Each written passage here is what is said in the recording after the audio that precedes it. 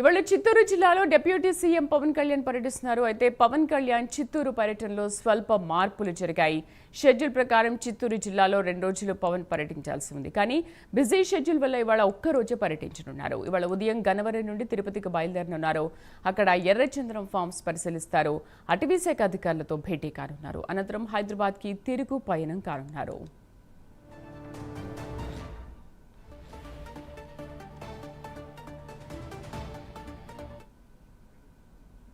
మరింత సమాచారం కరెస్పాండెంట్ రవివర్మ లైవ్లో అందిస్తారు. రవివర్మ, ఎందుకు చిత్తూరు పర్యటనలో స్వల్ప మార్పులు చోటు చేసుకున్నాయి? ఎలాంటి షెడ్యూల్ ఉండబోతోంది?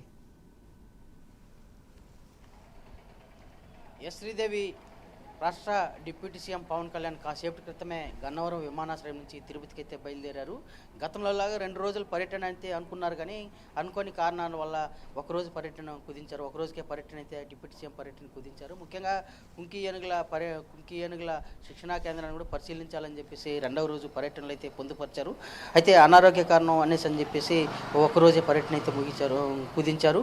అయితే ఇవాళ ఉదయం గన్నవరం విమానాశ్రయం నుంచి బయలుదేరి మరో కాసేపట్లో తిరుపతికి చేరుకొని డిప్యూటీ సీఎం పవన్ కళ్యాణ్. తిరుపతిలోని శేషాచలం అటవీ ప్రాంతంలో విస్తారంగా పండుతున్నటువంటి ఎర్రచందనం డంపులు, అంటే ఎంత స్టోరేజ్ ఉంది, ఏ గ్రేడ్లో ఎర్రచందనం స్టోరేజ్ ఉంది ఏంటి అనేది వాటిని క్షేత్రస్థాయిలో పరిశీలించి అధికారులతో సమీక్షించనున్నారు. ముఖ్యంగా ఎర్రచందనంకి ప్రపంచవ్యాప్తంగా మంచి డిమాండ్ ఉంది.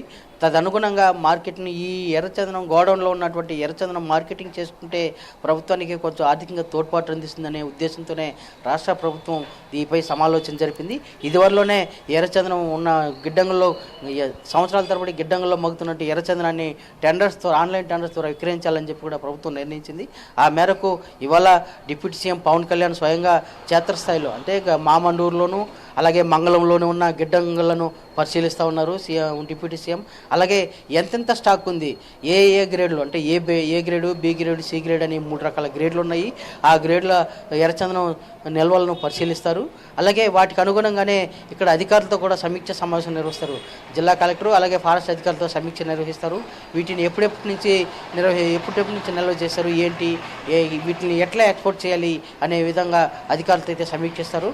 సమీక్ష అనంతరం అది ఇక్కడ మీడియాతో ఇంటరాక్షన్ అయిన తర్వాత హైదరాబాద్ తిరుగు ప్రయాణం అవుతారు. డిప్యూటీ సీఎం పవన్ కళ్యాణ్ పర్యటన నేపథ్యంలో పోలీస్ యంత్రాంగం కట్టుదిట్టమైన భద్రతా చర్యలు అయితే చేపట్టింది.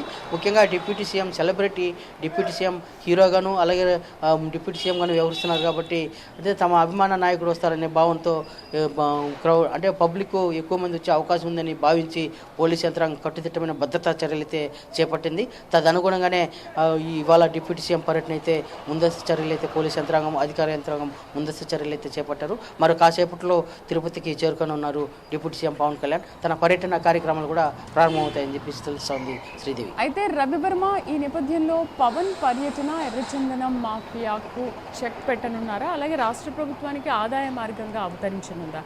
రెండిట్లో ఏది చేసే అవకాశం ఉంది? ఎస్ మీరు చెప్పినట్టు కరెక్ట్. అంటే ఎర్రచందనం అక్రమ రవాణాను అరికట్టేందుకు ప్రభుత్వం అన్ని రకాల చర్యలు అయితే ఇదివరలోనే చేపట్టింది.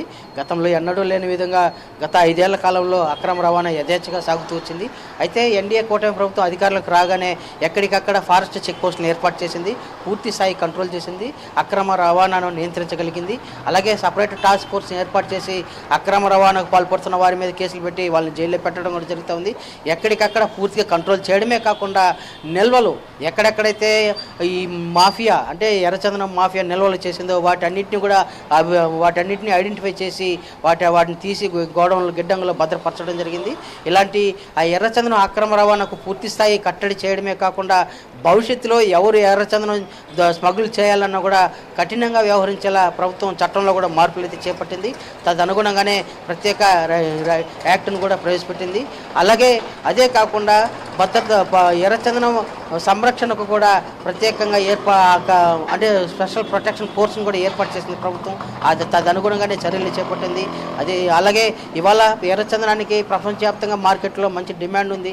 దాన్ని ఉన్నటువంటి నిల్వలను మార్కెట్లో విక్రయించి ప్రపంచ దేశాలకు విక్రయించి తద్వారా ఆర్థికంగా తోడ్పాటు లభించినట్లయితే ప్రభుత్వం అమలు చేస్తున్న సంక్షేమ పదాలకు ఇది కాస్త ఉపయోగకరంగా ఉంటుందని చెప్పేసి భావించి రాష్ట్ర ప్రభుత్వం సమాలోచన జరిపి ఇవాళ ఆ ఎర్రచందనం గిడ్డంగులను డిప్యూటీ సీఎం పవన్ కళ్యాణ్ క్షేత్రస్థాయిలో పరిశీలించి ఎంతెంత స్టాకు ఏ గ్రేడ్లో ఎంతెంత స్టాక్ ఉంది ఏంటి అనేది వాటన్నింటినీ కూడా క్షుణ్ణంగా పరిశీలించి తదనుగుణంగా అధికారులతో సమీక్షించి తుది నిర్ణయం తీసుకోండి. ఇవాళ సమీక్షించిన పెదప మరో డిప్యూటీ సీఎం కూర్చొని వీటి మీద సమాలోచన జరిపి తుది నిర్ణయం తీసుకునే అవకాశం ఉందని చెప్పి కూడా తెలుస్తుంది. ఆ నిర్ణయం మేరకే ఇవాళ తిరుపతిలో పర్యటించి గోడౌన్లను కూడా పరిశీలించున్నట్టు కూడా తెలుస్తుంది శ్రీదేవి. అయితే రవివర్మ ఎర్రచందనాన్ని మాఫియాగా మార్చుకున్న వాళ్ళపైన ప్రభుత్వం ఏదైనా చర్యలు తీసుకునే అవకాశం ఉందా వాళ్ళని గుర్తించి? ఎస్, మీరు చెప్పింది కరెక్టే. ఇటీవల కాలంలో ఎన్నడూ లేని విధంగా చెన్నైకి సంబంధించినటువంటి దాదాపు 4 మీద ఎర్రచందనం అక్రమ రవాణాకు పాల్పడినటువంటి మాఫియాను ఐడెంటిఫై చేశారు.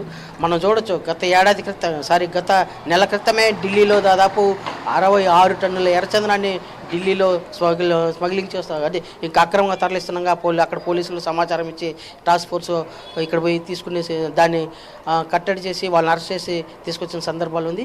అదేవిధంగా గత 5 సంవత్సరాల కాలంలో ఎర్రచందనం అక్రమ రవాణాకు పాల్పడినటువంటి వారి మీద దాదాపు 2,000 మంది మీద కేసులు పెట్టినారు.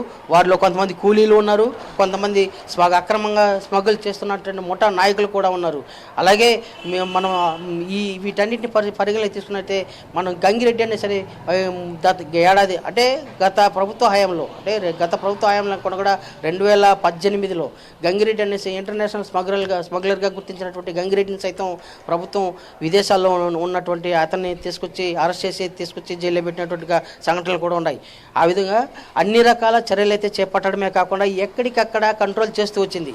అయితే గత వైసీపీ ప్రభుత్వం హయాంలో ఇలాంటి కంట్రోల్ చేసిన విధానాన్ని యథేచ్ఛగా మళ్ళీ ఫ్రీ మార్కెటింగ్ సిస్టమ్ చేశారు. అంటే అధికార యంత్రాంగమే ఒక రకంగా గత ప్రభుత్వ హయాంలో అక్రమ రవాణాకు ప్రోత్సహించిందని చెప్పే భావన సర్వత్రా వ్యక్తమవుతూ వచ్చింది. అంటే చెక్ పోస్టులన్నీ కూడా తీసేశారు. అలాగే కొంతమంది రాజకీయ నాయకుల ప్రమేయంతోనే గత ప్రభుత్వ హయాంలో ఎర్రచందనం అక్రమ రవాణా సాగిందని చెప్పి కూడా వాటి మీద కేసు పెట్టి విచారణలు కొనసాగిస్తూ వస్తున్నారు. ఇప్పటికి కూడా దాదాపు చిత్తూరు జిల్లాలో ఉన్నటువంటి వైసీపీకి చెందినటువంటి 8 మంది నాయకుల మీద, రాజకీయపరమైన నాయకుల మీద కేసులు అయితే జరుగుతూ ఉంది. అయితే మళ్ళీ రాష్ట్రంలో ఎన్డీఏ కూటమి ప్రభుత్వం వచ్చిన పిదప ఈ అక్రమ రవాణాను పూర్తి నియంత్రణ చేసింది. అలాగే ఎక్కడికక్కడ చెక్ పోస్టులు ఉమ్మడి చిత్తూరు జిల్లాలో దాదాపు 12 చెక్ పోస్టులు ఏర్పాటు చేశారు ఫారెస్ట్ అధికారులు.